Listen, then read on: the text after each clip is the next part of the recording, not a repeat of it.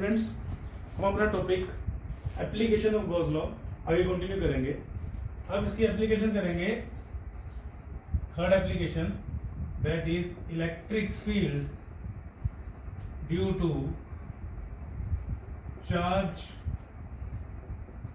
Spherical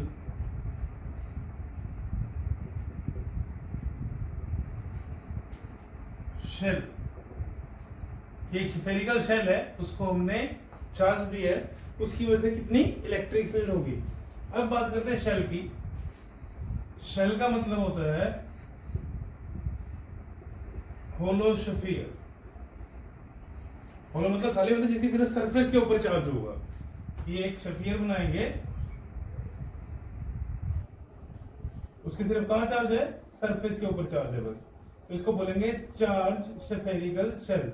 जो अंदर वाला स्पेस है वो एम्प्टी है, खाली है। अब होलो स्फीयर, अभी क्वेश्चन कैसे कैसे पूछ सकता है? Spherical shell, conducting spherical shell, non conducting spherical shell.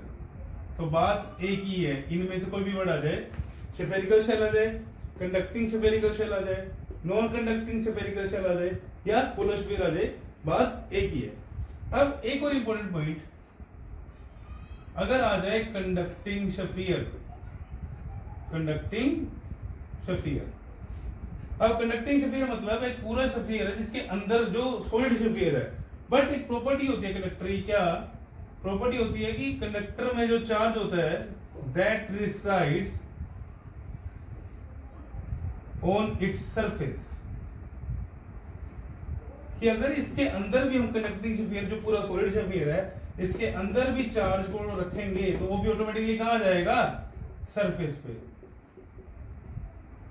तो जो कंडक्टिंग स्फीयर बनाया, ये भी किसकी तरह बिहेव करेगा? ये भी बिहेव करेगा स्फेरिकल शेल की तरह। तो मतलब इनमें से कोई भी नाम आ जाए, spherical shell, charge hollow sphere, charge conducting shell, charge non conducting shell, ये charge conducting sphere, derivation same ही है। किसकी तरह बिहेव करेंगे? सब होलो स्फीयर की तरह, जिसके सरफेस के ऊपर क्या है? चार्ज है। बस एक केस अलग है, जो आ जाए insulated, insulated uniformly charge sphere. ये केस इन सबसे डिफरेंट है, इसको हम नेक्स्ट लेक्चर में डिस्कस करेंगे। तो अभी के लिए हम क्या डिस्कस करेंगे? Electric field due to charge spherical shell, due to hollow sphere, due to conducting shell, due to non conducting shell and due to conducting sphere. सबकी डेरिवेशन क्या है? एक तो मैं क्या बोलूंगा उसको? Electric field due to charge spherical shell. तो इसको नोट कर लो यहां तक।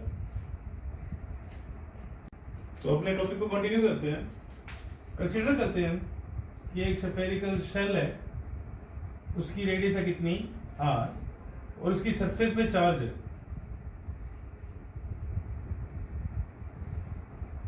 कितना? चार्ज है टोटल सरफेस पे? q। अब बता सकते हैं क्योंकि सरफेस पे चार्ज है तो चार्ज की लिमिटेड वैल्यू होगी, तो that will be a q। अब चार्ज किस पे डिस्ट्रीब्यूटेड है? सरफेस के ऊपर। तो कौन सी डिस्ट्रीब्यूशन होगी? It will be surface charge distribution. और सरफेस चार्ज डिस्ट्रीब्यूशन में हम क्या डिफाइन करते हैं? सरफेस चार्ज डेंसिटी, जिसका फॉर्मूला क्या होता है? Sigma is equal to charge per unit area. A will be the surface area of sphere. तो Q तो एज इट इज आ गया। अच्छा, चार्ज कितना डिस्ट्रीब्यूटेड है? Capital Q। और सरफेस एरिया ऑफ स्फीयर का फॉर्मूला क्या होता है? 4 पाई r का square, where r is radius of sphere. तो हमें इलेक्ट्रिक फील्ड निकालनी है इस स्फेरिकल शेल की वजह से। तो कहां कहां पे पॉसिबल केस है? या तो पॉइंट हो सकता है बाहर, इस स्फीयर के बाहर वाले रीजन में, या पॉइंट हो सकता है सरफेस पे, या पॉइंट हो सकता है अंदर कहीं भी। तो इन तीनों रीजन के लिए हम क्या निकालेंगे? Electric field. कि पॉइंट बाहर हो तो कितनी इलेक्ट्रिक फील्ड हो, पॉइंट सरफेस पे है तो कितनी इलेक्ट्रिक फील्ड है, और पॉइंट इनसाइड है तो कितनी इलेक्ट्रिक फील्ड है। हम जिस भी पॉइंट पे इलेक्ट्रिक फील्ड निकालेंगे, चाहे वो बाहर सरफेस के हो, चाहे वो सरफेस के ऊपर हो, या चाहे वो अंदर हो, हम उसका डिस्टेंस कितना लेंगे? r। r will be the distance of point P, P कौन सा है, ऑब्जर्वेशन पॉइंट। ऑब्जर्वेशन पॉइंट का मतलब जहां पे इलेक्ट्रिक फील्ड निकाल रहे हैं वो कहीं भी हो सकता है सर, यहां पर भी, सरफेस पे भी और इनसाइड भी। कहां से distance, from centre of sphere, इसको नाम देते हैं हम ओ, कि अगर पॉइंट बाहर है तो डिस्टेंस आर हो जाएगा ये वाला, अगर पॉइंट सरफेस पे है तो आर की वैल्यू आर की इक्वल हो जाएगी, किसके लिए, जब पॉइंट कहां पे है, सरफेस पे। और अगर point inside the surface, inside the sphere है तो ये डिस्टेंस आर हो जाएगा। तो डिस्कशन करते हैं अभी कि तीनों पॉइंट्स पे कितनी इलेक्ट्रिक फील्ड होगी। तो यहां तक इसको नोट कर लो। तो सबसे पहले इलेक्ट्रिक फील्ड निकालते हैं जब point P outside the sphere है। तो पॉइंट पी का डिस्टेंस हमने कितना लिया था, आर। तो पहला केस आया पी पॉइंट कौन सा, जिसपे इलेक्ट्रिक फील्ड निकाल रहे हैं, इज आउटसाइड द स्फीयर, और आई कैन से जो आर है that is greater than R, मतलब जो ये डिस्टेंस है पी तक का वो रेडियस से ज्यादा है। तो क्या स्टेप थे गॉस लॉ लगाने के, सबसे पहले गॉसियन सरफेस सेट करेंगे, second charge enclose, third flux निकालेंगे, एंड लास्ट में क्या करेंगे हम गॉस लॉ को अप्लाई कर देंगे। तो सबसे पहला स्टेप क्या है, सिलेक्शन ऑफ गॉसियन सरफेस। तो करते हैं सिलेक्ट स्फीयर के अराउंड अकॉर्डिंग टू सिमेट्री हम कौन सी गॉसियन सरफेस लेंगे, स्फेरिकली लेंगे। तो हमने कौन सी गॉसियन सरफेस ले ली, कौन सी शेप की, हमने गॉसियन सरफेस ले ली किस शेप की, स्फेरिकल शेप की, जिसका सेंटर कहां पे है, सेंटर एट ओ, ठीक है। तो हमने गॉसियन सरफेस ली स्फेरिकल जिसका सेंटर कहां पे है ओ, और उसकी रेडियस कितनी ली हमने स्फीयर की, उस स्फीयर की रेडियस ली हमने कितनी, आर, स्मॉल आर, जो पी पॉइंट तक का डिस्टेंस है ओ से। सेकंड स्टेप क्या था,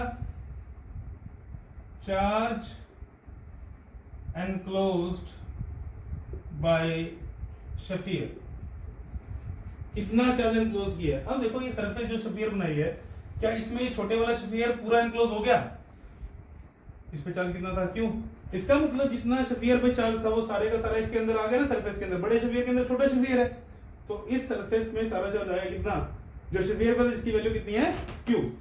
तो charge enclose by sphere will be equal to Q. तो दो स्टेप हो गए, तीसरे स्टेप में क्या निकालना है, फ्लक्स। तो पहले इसको नोट कर लो,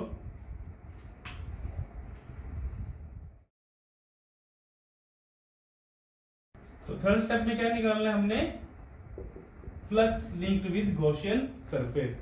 अब एक चीज ध्यान रखना, क्या electric field due to charge sphere अगर पॉजिटिव है तो it will be always in radially outwards direction. इसको याद रखना कि अगर पॉजिटिव चार्ज है, पॉजिटिव चार्ज स्फीयर है तो इलेक्ट्रिक फील्ड किधर होगी, रेडियली आउटवर्ड, मतलब रेडियस से पास करेगी और आउटवर्ड की डायरेक्शन में होगी। और अगर नेगेटिव चार्ज है तो it will B radially inwards. तो मुझे क्या करना है, फ्लक्स निकालना है। फ्लक्स का फॉर्मूला क्या होता है, E dot ds that will be equal to E ds cos theta. तो मुझे थीटा पता होना चाहिए, मतलब angle between electric field and area vector. तो मैं एक छोटा सा एलिमेंट ले लेता हूं यहाँ पे, ds एरिया ले लिया इसका, तो मुझे एरिया वेक्टर ड्रॉ करना है। क्या बताया था, कर्व्ड सरफेस हो तो उसका नॉर्मली आउटवर्ड बनाना है वेक्टर। तो कर्व्ड सरफेस में नॉर्मली आउटवर्ड कहां से पास होता है, सेंटर से, तो सेंटर से पास हो रहा है ये। और इलेक्ट्रिक फील्ड भी किधर है, रेडियली आउटवर्ड्स, मतलब ये भी किस तरह, इलेक्ट्रिक फील्ड भी किधर से पास होगी, सेंटर से। तो यही डायरेक्शन किसकी आ गई, इलेक्ट्रिक फील्ड की, मतलब एंगल कितना हो गया, 0, बिकॉज दोनों क्या है, सेम डायरेक्शन में। अगर मैं किसी और पॉइंट पे लेके देखूं तो ds, मतलब ds एरिया वेक्टर भी किस तरफ, रेडियस से पास होगा, मतलब सेंटर से पास होगा, सॉरी, रेडियस के अलोंग होगा। और इलेक्ट्रिक फील्ड भी अलोंग द रेडियस, सेंटर से पास होगी, तो एंगल कितना हो गया, 0। कहीं पर भी एलिमेंट ले लो, ds वेक्टर भी रेडियली आउटवर्ड्स, इलेक्ट्रिक फील्ड भी रेडियली आउटवर्ड्स, तो एंगल कितना हो गया, 0। इसका मतलब थीटा की वैल्यू कितनी होगी, थीटा की वैल्यू होगी 0 डिग्री किसी भी पॉइंट पे कंप्लीट सरफेस पे। तो ध्यान रखना कि जब भी चार्ज स्फीयर आ जाए, इलेक्ट्रिक फील्ड या तो रेडियली आउटवर्ड्स होगी, पॉजिटिव है तो रेडियली इनवर्ड्स होगी अगर नेगेटिव है। तो निकालो flux, phi is equal to E D S cos 0, that will be cos 0 is 1, तो E ds। अब बात करते हैं इलेक्ट्रिक फील्ड की। अब सिमेट्री है इसके अबाउट, चार्ज के अबाउट, मतलब जितना डिस्टेंस इस पॉइंट पे है चार्ज स्फीयर से उतना ही डिस्टेंस हर इस पॉइंट पे, मतलब हर पॉइंट पे सरफेस पे डिस्टेंस क्या है, सेम चार्ज स्फीयर से। तो इलेक्ट्रिक फील्ड की वैल्यू भी क्या होगी, सेम। तो इलेक्ट्रिक फील्ड को हम इंटीग्रेशन से बाहर निकाल लेते हैं। तभी हमने गॉसियन सरफेस में पॉइंट डिस्कस किया था कि इलेक्ट्रिक फील्ड की वैल्यू गॉसियन सरफेस पे क्या होनी चाहिए, सेम, ताकि वो इंटीग्रेशन से बाहर आ जाए और सिमेट्री हो जिसकी वजह से इलेक्ट्रिक फील्ड की वैल्यू क्या रहे, सेम रहे। तो E integration of ds, integration of ds, छोटे छोटे ds एलिमेंट को मिलाए तो क्या बनेगा, पूरा surface area of sphere. Surface area square क्या होता है, 4 पाई स्मॉल r का स्क्वायर। यहाँ पे कैपिटल R मत करना क्योंकि किसके लिए इंटीग्रेट कर रहे हैं, इस वाले स्फीयर के लिए, बड़े वाले के लिए। तो इसकी रेडियस कितनी है, r, तो 4 पाई r स्क्वायर। बच्चे बड़ी गलती करते हैं यहाँ पे, वो करते हैं 4 पाई कैपिटल R का स्क्वायर, बट आएगा क्या, small r which is radius of Gaussian surface.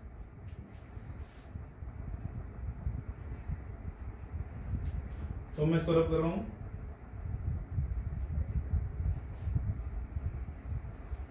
तो फ्लक्स कितना आ गया, E into 4 pi r square. अब लास्ट स्टेप क्या था, गॉस लॉ अप्लाई कर दो। तो गॉस लॉ के according phi is equal to Q by epsilon naught, where Q is charge enclosed by Gaussian surface. कितना चार्ज इनक्लोज किया था इसने, सारा Q, capital Q by epsilon naught. Flux की वैल्यू पुट कर दो, क्या है फ्लक्स की value, E into 4 pi r square Q by epsilon naught. अब मैं इसको रब कर देता हूं। तो इलेक्ट्रिक फील्ड कितनी आ गई, Q by 4 pi r square into epsilon naught. देखो मैं इसको ऐसे लिख सकता हूँ, Q by 4 pi epsilon naught या 1 by 4 pi epsilon naught Q by r square. देखो इस एक्सप्रेशन को ऐसे लिख सकते हैं। और 1 बाय 4 पाई एप्सिलॉन नॉट क्या होता है, K इलेक्ट्रोस्टैटिक कांस्टेंट, तो KQ बाय r स्क्वायर। तो ये इलेक्ट्रिक फील्ड आ गई due to charge spherical shell या कंडक्टिंग शेल या कंडक्टिंग स्फीयर या charge hollow sphere at a point P which is outside the sphere. तो इलेक्ट्रिक फील्ड फॉर्मूला क्या है, KQ बाय r स्क्वायर। अब ऐसा ही फॉर्मूला हमने क्या पढ़ा था, electric field due two point charge का। अब इसके बारे में डिस्कशन करते हैं, पहले यहां तक नोट करूंगा इसको। तो अभी इलेक्ट्रिक फील्ड का फॉर्मूला क्या आया था, KQ बाय r स्क्वायर। अब देखो अगर मैं इस O पॉइंट पे एक चार्ज रख दूं Q, मतलब एक स्फीयर ने रखा बट जितना चार्ज था उतना ही रख दिया, और इससे P पॉइंट पे इलेक्ट्रिक फील्ड निकालूं जिसका डिस्टेंस कितना है r, तो भी इलेक्ट्रिक फील्ड फॉर्मूला कितना आता है, KQ बाय r स्क्वायर। तो क्या पता लगा कि 4 पॉइंट आउटसाइड द स्फीयर, ध्यान रखना किन पॉइंट के लिए, 4 पॉइंट्स आउटसाइड द स्फीयर, जो स्फीयर के बाहर है। Spherical shell behaves as point charge which is placed at the center of sphere. कि जो पॉइंट स्फीयर के बाहर है उनके लिए स्फीयर किसकी तरह बिहेव कर रहा है, पॉइंट चार्ज की तरह, जिसको कहां रखा है, सेंटर पे। देखो अगर Q को मैं O पे रखता तो भी इलेक्ट्रिक फील्ड सेम होती, KQ बाय r स्क्वायर। तो इस फॉर्मूले को ध्यान रखना, न्यूमेरिकल पोर्शन के लिए काम आएगा कि कोई भी पॉइंट जिस जो स्फीयर के बाहर है उसके लिए इलेक्ट्रिक फील्ड निकालनी है, तो हम सिंपल फॉर्मूला क्या लगा देंगे, K Q क्या है, चार्ज ऑन स्फीयर जितना गिवन होगा अपॉन में r स्क्वायर। r क्या है, r is the distance of point, कहां से, from, distance of point from कहां से, सेंटर ऑफ स्फीयर से। बट ये सिर्फ किसके लिए, जब पॉइंट कहां पे हो, आउटसाइड द स्फीयर। इनसाइड के लिए भी बात करनी है, सरफेस के लिए भी बात करनी है। तो ध्यान रखना सिर्फ किसके लिए बात कर रहे हैं, जब पॉइंट कहां पे हो, आउटसाइड द स्फीयर, तो हम फॉर्मूला क्या लगा सकते हैं, electric field due two point charge, और सारे चार्ज कहां मानेंगे, स्फीयर के एट द सेंटर। इसको नोट कर लो। अब ये जो इलेक्ट्रिक फील्ड का एक्सप्रेशन आया था पी पॉइंट के लिए जो आउटसाइड है, किसकी टर्म में आया, चार्ज की टर्म में। कई बार क्वेश्चन आता है इसको, इस एक्सप्रेशन को लिखो सिग्मा की टर्म में, where sigma is surface charge density. तो सिग्मा का फॉर्मूला क्या पढ़ा था हमने, Q by 4 pi capital R का स्क्वायर। ये ध्यान रखना बच्चे, स्मॉल आर कैपिटल आर में बड़ी गलतियां करते हैं। अब कैपिटल आर के लिखा क्योंकि चार्ज तो किस पे डिस्ट्रीब्यूटेड था, इस स्फीयर पे, जिसकी रेडियस कितनी है r। तो यहां से Q क्या आ जाएगा, sigma into 4 pi R square. Put कर दो वैल्यू यहाँ पे, K भी पुट कर दो, K की वैल्यू क्या थी 1 by 4 pi epsilon naught, Q की वैल्यू क्या है sigma into 4 pi R square upon में आर स्क्वायर। जो कैंसिल होता है कैंसिल आउट कर दो, 4 पाई से 4 पाई कैंसिल, तो क्या फॉर्मूला आ गया, sigma by epsilon naught R square by R square. फॉर्मूले दोनों ठीक है, कोई फॉर्मूला गलत नहीं है। अगर कुछ नहीं बोला हुआ तो इस फॉर्मूले को ड्राइव करोगे तो भी ठीक है, बट अगर बोल दिया in terms of surface charge density तो ये फॉर्मूला ड्राइव करना पड़ेगा, क्योंकि ये किसकी टर्म में है, सरफेस चार्ज डेंसिटी की टर्म में। अब क्या पता लगा, जब P पॉइंट आउटसाइड है, मतलब when R is greater than R, when R is greater than R, तो इलेक्ट्रिक फील्ड है that is inversely proportional to R square. देखो यहां से भी क्या आ रहा है, inversely proportional to R square, तो यहां से भी क्या आएगी, inversely proportional to R square, because बाकी साइड टर्म क्या है, कांस्टेंट। तो ये पॉइंट आया कि जब P पॉइंट आउटसाइड है सरफेस के, मतलब small r is greater than capital R, तो इलेक्ट्रिक फील्ड है that is inversely proportional to R square. Note कर लो इसको। अब बात करेंगे जब P पॉइंट सरफेस पे आ जाए।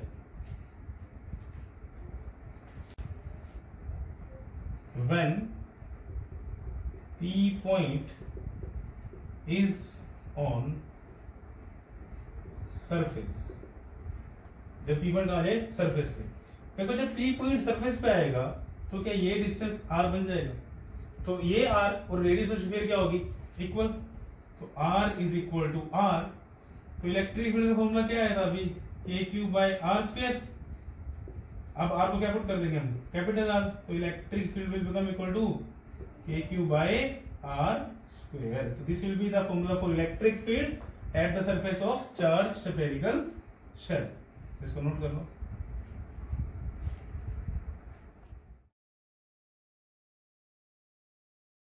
तो अगर इस फॉर्मूले को भी सरफेस चार्ज डेंसिटी की टर्म में लिखना हो तो Q की वैल्यू क्या आई थी, sigma into 4 pi R square. Put करो यहाँ पे, K की value 1 by 4 pi epsilon naught sigma into 4 pi R square by R square. Cancel cancel, तो इलेक्ट्रिक फील्ड सरफेस के ऊपर क्या आ गई, सिग्मा बाय एप्सिलॉन नॉट। यहाँ तो हमने बात की है स्फेरिकल कंडक्टर के लिए, कोई भी कंडक्टर क्यों ना हो, इलेक्ट्रिक फील्ड सरफेस पे सिग्मा बाय एप्सिलॉन नॉट ही होती है। इसको प्रूव करेंगे अगले लेक्चर में। तो क्या है इलेक्ट्रिक फील्ड सरफेस पे, सिग्मा बाय एप्सिलॉन नॉट। अब देखो K कांस्टेंट है, Q कांस्टेंट है, R भी कांस्टेंट है, तो इलेक्ट्रिक फील्ड सरफेस पे क्या रहेगी, एक फिक्स वैल्यू रहेगी कि कहीं भी चले जाओ सरफेस पे, चार्ज स्फीयर पे, उसकी वैल्यू क्या रहेगी, कांस्टेंट। और कितनी रहेगी वो इलेक्ट्रिक फील्ड रहेगी KQ by R square, where R is radius, और सिग्मा बाय एप्सिलॉन नॉट। अब लास्ट में बात करेंगे थर्ड पॉइंट पे, इसकी जब पॉइंट कहां आ जाए, इनसाइड द स्फीयर आ जाए। अब last case, point P is inside sphere.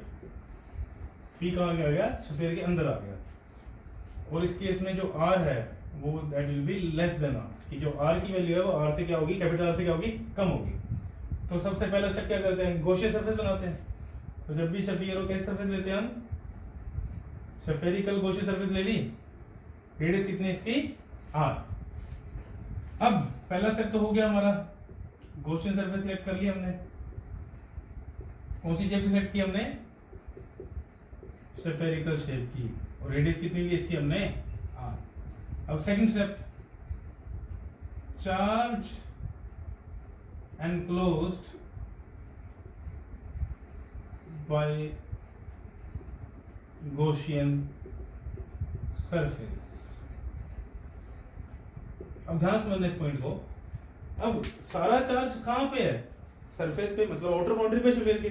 Surface कहाँ लिया हमने उसके अंदर, तो क्या इसके अंदर कोई चार्ज आएगा नहीं, क्योंकि सारा चार्ज क्या है इसके बाहर, अंदर उसकी कोई चार्ज नहीं है। तो चार्ज एनक्लोज कितना हो गया, 0, क्योंकि वैल्यू कितनी होगी 0। तो अब निकालते हैं, दो स्टेप पूरा हो गया, थर्ड पार्ट में क्या निकालते हैं, फ्लक्स।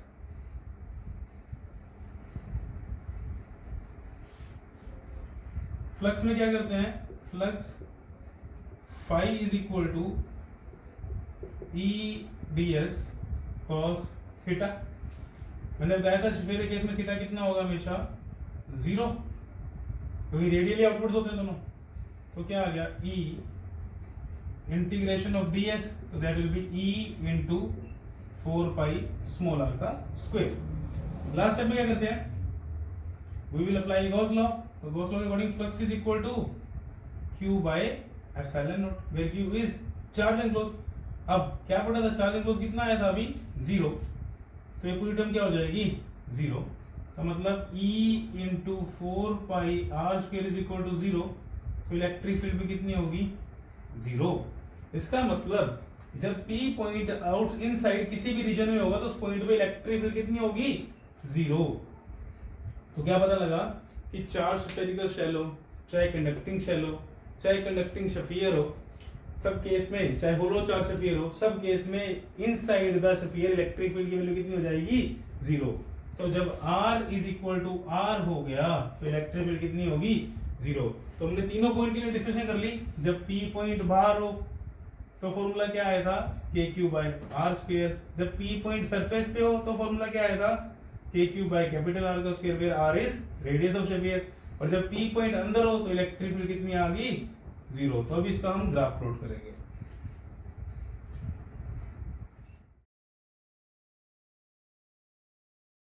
तो अब लास्ट में डिस्कस करते हैं variation of electric field due to charge spherical shell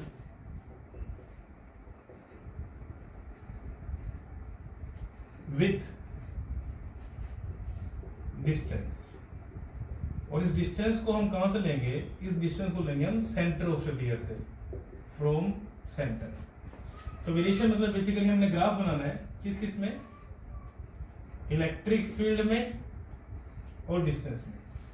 अब 3 पॉइंट डिस्कस किए थे हमने। पहला कौन सा, आउटसाइड, मतलब जब R की वैल्यू, मतलब डिस्टेंस की वैल्यू रेडियस से ज्यादा हो। तो फॉर्मूला क्या आया था इलेक्ट्रिक फील्ड का, KQ बाय R स्क्वायर, और E क्या था, it is inversely proportional, sorry small r का स्क्वायर, और E क्या था, inversely proportional to R square. Second point, जब कहां था, सरफेस पे, मतलब R की वैल्यू R के इक्वल थी, इलेक्ट्रिक फील्ड फॉर्मूला क्या आया था, KQ by R square which is a constant value, और ये वैल्यू R के साथ चेंज होगी। थर्ड, जब पॉइंट कहां था, इनसाइड, मतलब जब R की वैल्यू रेडियस से कम है और इसमें इलेक्ट्रिक फील्ड की वैल्यू कितनी आई थी 0। तो ग्राफ बनाना शुरू करते हैं। सपोज करो कि यहाँ पे ऐसे स्फीयर रखा हुआ है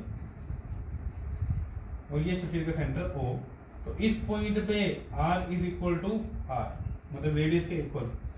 इस रीजन में, इतने से रीजन में, यहाँ से यहाँ तक, O से R तक R is less than R, और इसके बाद R is greater than R, और ये पॉइंट है R is equal to R। तो ग्राफ बनाते हैं। तो पहला रीजन कौन सा है, R लेस देन R, इसमें देखो इलेक्ट्रिक फील्ड कितनी है 0। तो इलेक्ट्रिक फील्ड 0, तो मतलब इसी लाइन के लॉन्ग चलेगी। तो जब तक सरफेस पे नहीं था तब तक इलेक्ट्रिक फील्ड कितनी आ गई 0। जब R is equal to R पे आया तो इलेक्ट्रिक फील्ड कितनी होगी, R is equal to R KQ by R square. तो इस पे एकदम वैल्यू कितनी होगी, KQ बाय R स्क्वायर, या किसके इक्वल थी ये, सिग्मा बाय एप्सिलॉन नॉट के। डिस्कस कर चुके हैं पहले भी, तो दोनों एक ही है, जैसे मर्जी लिख लो। अब जब रीजन आ जाएगा जब R is greater than R, मतलब पॉइंट बाहर चला गया स्फीयर के, तो R is greater than R, तो E is inversely proportional to R square. Graph कैसे बनाएंगे, इनवर्सली प्रोपोर्शनल ग्राफ पता है, ऐसे ग्राफ बनेगा। और स्टार्ट कहां से हो रही है, सरफेस पे कितनी थी KQ बाय R स्क्वायर, तो यहां से इसको यहाँ पैरेलल कर देना। पैरेलल क्यों? क्योंकि आर जब इनफिनिटी होगा तब इलेक्ट्रिक फील्ड जीरो होगी, तो ये पैरेलल हो जाएगी। और यहाँ पे क्या आ गया, E is inversely proportional to R square. तो ये ग्राफ बना electric field due to charge spherical shell with distance का। तो इस ग्राफ को ड्रॉ कर लो। अब ध्यान रखना, चाहे चार्ज स्फेरिकल शेल हो, दोबारा बता रहा हूं, चाहे कंडक्टिंग शेल हो, चाहे कंडक्टिंग स्फीयर हो, मतलब पूरा स्फीयर बट वो कंडक्टर हो, या चाहे होलो स्फीयर हो,